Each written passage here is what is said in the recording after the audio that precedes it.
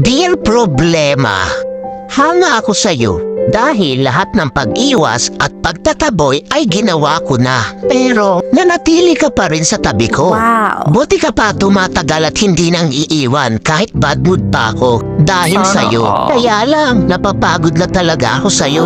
Pwede bang tantanan mo na ako? I-give up mo na ako, please. Mag-break na tayo, problema. Hindi na kita kayang tagalan. Kaya, iba na lang mahalin mo. Mababaliw na ako kaiisip sa'yo. Pwede, ikaw na lang mag-isip sa akin. Ikaw naman mamroblema sa akin. At nakakapagtaka ka rin problema, no? Dahil wala namang nangyayari sa atin. Bakit nagkaanak ka? Dumami ka pa talaga. Pwes, hindi akin yan. Nagawa mo rin pala talaga akong lokohin, ha? P.S. Huwag mo na ako sundan o hanapin pa. Wala akong pananagutan sa'yo. Nagmamahal. Stress.